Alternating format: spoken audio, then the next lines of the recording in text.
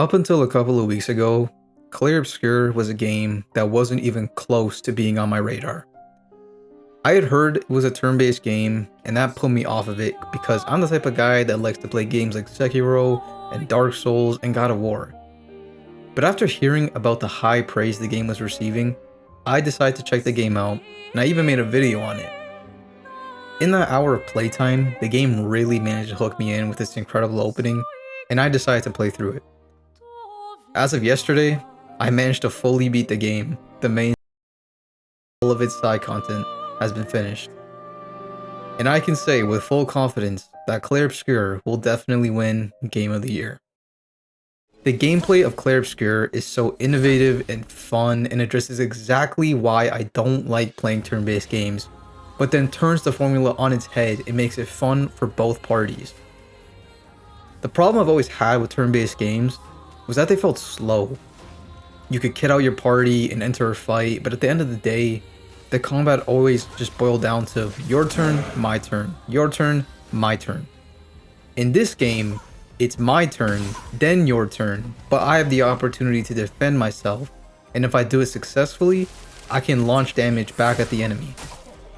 I know to people that like turn-based games for the strategy element, this can be seen as a major turnoff, as if you could just defend yourself with real-time interaction, then theoretically, build crafting is pointless as you could just win by parrying everything.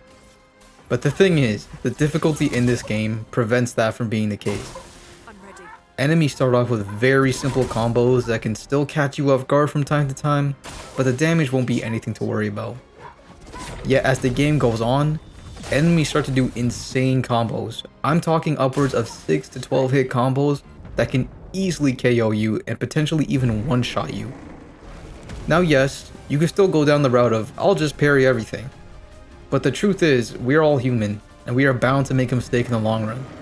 Meaning that the more turns the enemy has, the more chances of you to mess up. So you end up having to take time to craft a build and make it so that you can make the most out of your damage turns while also maintaining your defense with parries and dodges.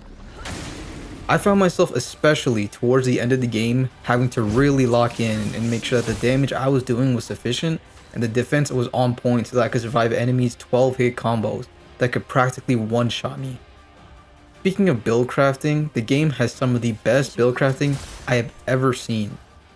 You have 5 different characters you could choose from, but can only have 3 in your party at once. Every single one of these characters have their own highly developed skill tree with all kinds of different effects.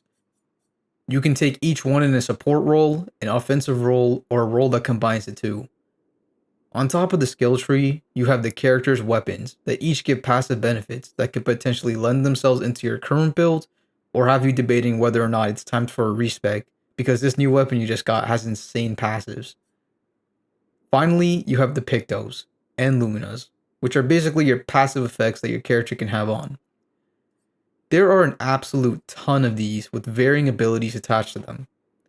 Each character can have 3 Pictos which will give you the passive benefits, but also have stat buffs such as speed increases, health boosts, or crit chance.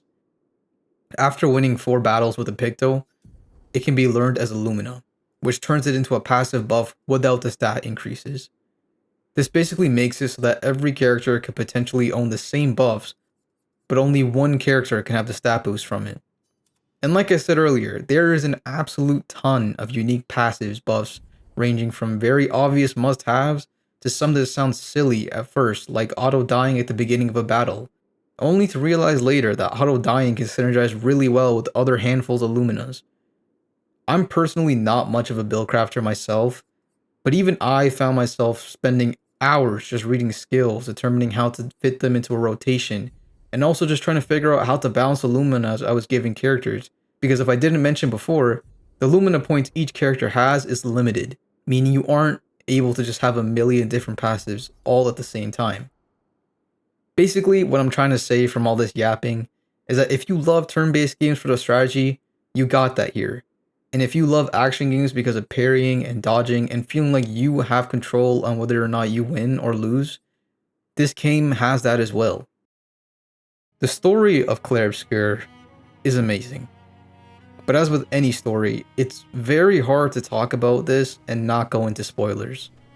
I don't plan to talk about spoilers here, But all I can say is I've never had a game story pull me in within at best the first 30 minutes and then proceed to maintain that same level of quality throughout. At no point did it ever feel like the game was dragging out or feel like a slog to get through. In fact, as I was approaching the end of the game and traversing the world for the final time, I genuinely felt sad that it was over. Every single one of these characters is written so well. They all have an incredible amount of depth, and pair that alongside the incredible voice acting, it just becomes so easy to get attached to them. That's something that a lot of games struggle to do nowadays. This game's story is split up into 3 acts, and in each act, the story is constantly being elevated, with each one having insanely shocking endings. Every single time I reached the end of one, I always found myself stunned to absolute silence, just carefully paying attention to everything that was happening because it was that incredible. From all the major plot points and all the optional conversations and missions you could go on with each character, it's so clear that the devs poured a ton of time into making sure these characters matter to you. If there's any small complaint I have, it's that towards the end of the story, it feels like the game heavily favored 2 characters and the others were kind of left in the background. But even then, these characters still had their moments, and the optional conversations and missions you could have with them still kept me intrigued throughout the whole way. At the end of it all, Clair's Cure is an absolute triumph. It managed to exceed not only mine, but the entire gaming community's expectations. From the innovative take it added on turn-based games, to the amazing story and characters, the fun and meaningful side content, alongside the insanely good OST to tie a nice ribbon over it all. This is why, to me, Clair Obscur should win Game of the Year.